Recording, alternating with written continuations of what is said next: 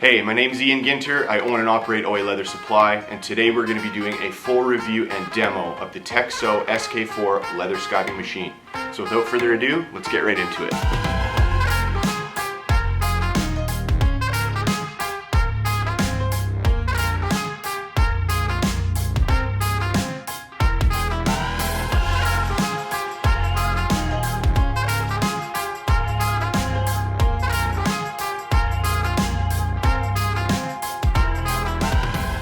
So in essence, with a leather skiving machine, what it does is it thins out or reduces material on an edge of leather, so that if you want to hide a seam, if you want to pipe an edge, you're going to get a lot cleaner of a look, and it's not going to be as beefy by removing the material on the flesh side. With that being said, if you had a card slot in a wallet such as this, if you were to skive down the edge that's going to be stitched into the wallet, you're not going to see that edge on the outermost piece of leather. It's not going to be protruding on the top side, which can be quite beneficial. Another example would be a piped edge on a tote bag or any kind of purse or any kind of bag for that matter. If you want to remove material from the back side, you'll be able to pipe that edge a lot cleaner, and it's going to be a lot nicer of a look on that rolled edge on the top side. So if we talk about the systems in place here, let's start from the top and move down. At the very top you have a knob here which will adjust the height of the arm, which is going to hold the leather in place against the abrasive wheel, and it's going to determine how much material you will be shaving off on the flesh side. This lever is going to actually move that arm up and down, which you can put in the upward position, place your material underneath, and then clamp the material down. Moving down, we have a knob back here at the back side of the machine. This is going to actually change the pitch of that arm to create either an angle moving forward or away, so that when you shave your leather down, it's going to be either angled or completely flat on that shaved or skived line. The bar right here, as you can see, is attached with a knob. This can move forward and backward to determine the width of your skived edge. So there is a number system as well, which you can adjust to the desired width, screw it in place, and now only that width of material will be able to run its way through the machine itself. So what you're going to do is you're going to use any leather that you would like, any thickness, any tannage. This one in particular is I would say a 5 to 6 ounce chrome tan leather. So you're going to lift that top lever, place your material in, and lower the arm. Now you're going to place moderate pressure on the pedal, and it's going to pull your leather through the machine and through that bell, and you're going to have a perfectly skived edge, thinned out.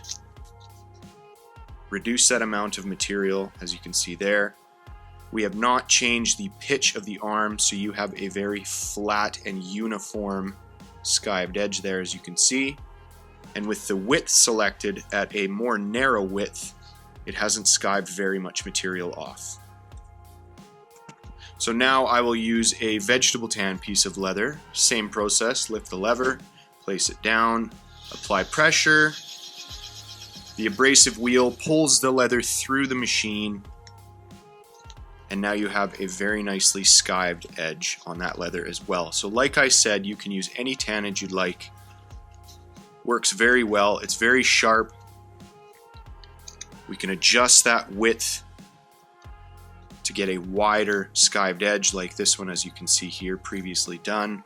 That's a wider skived edge mark. Beautiful machine.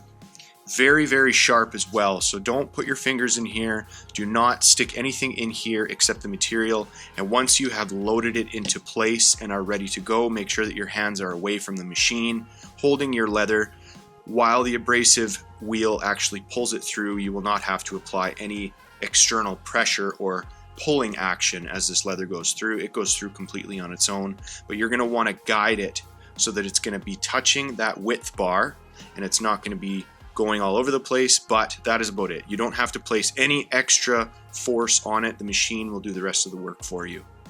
So now if I was to use a more pliable chrome tan leather here, as you can see, softer temper, you're going to want to adjust this top knob on the very, very top of the machine here, which is going to raise this arm. And what's going to happen is you're going to want to use a test piece on this first too, because you're not going to know exactly what level to put that arm down to. So let's say that it's like that. As you can see, I have the machine on, but it's not pulling it through. So you're going to want to start to slowly turn, and I'll show you here really quickly what I'm talking about. This knob here is what I'm turning. So you're going to want to very slowly turn that knob as it's going to pull that material down closer to the abrasive wheel, and it's going to eventually catch. So it's starting to move. I'm still slowly moving this knob, and there we go. Now it has caught. Now you can pull it through. You have a perfectly skived edge there. Beautiful. So that's what I would recommend. You lift the lever, put it down on the material, and you slowly bring that knob clockwise in so that this arm is going to slowly lower itself down to that abrasive wheel until it catches. And the machine is going to do the rest of the work. Very nice, very uniformly skived edge. So you may now be wondering, well, where does the leather go once you have skived it with those pieces that are going to be falling? There is a hole that goes through the bottom of this table, as you can see there, and the pieces simply fall right onto the ground. So if you have some sort of receptacle you can place there, the pieces will fall directly into it. So typically these pulleys are not exposed. There is a plate, as you can see here, that simply goes over the top. There is a knob or screw that goes in the back here, and you can just screw it into place to create this very nice, smooth, uniform look, and so that nothing gets inside this pulley system. However, I have left it exposed just so that you can see what's going on. And if we turn the machine on slightly, you can see that there are a lot of moving parts. Not something that you would want to get your fingers involved with, so I would highly recommend placing this cover plate over top as so, screwing it on, and then you are protected. And the same goes for this side of the machine. There is a plexiglass cover plate that you can place over top by removing these two screws and then reinserting them through the holes in the plexiglass. That's going to give you a really nice protection so that you don't accidentally get anything in there, because this bell skiver is very, very sharp, and if you put anything in there, it is spinning at a high speed and you can potentially damage the machine or damage yourself. So this cover is a really nice way so that you can see everything that's going on. It's a nice plexiglass cover, so it's nice and clear, and you can see all of the details while still being protected.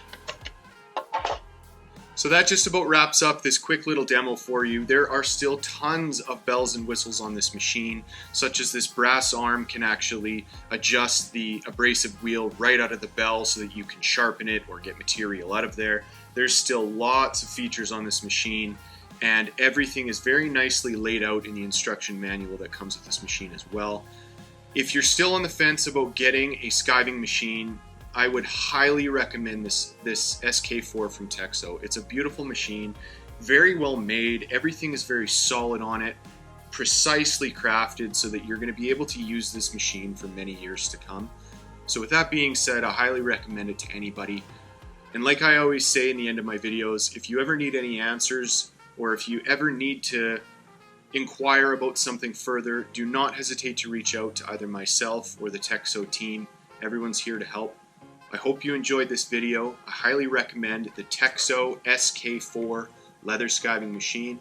Thanks for coming along on this video, and I will see you in a bit.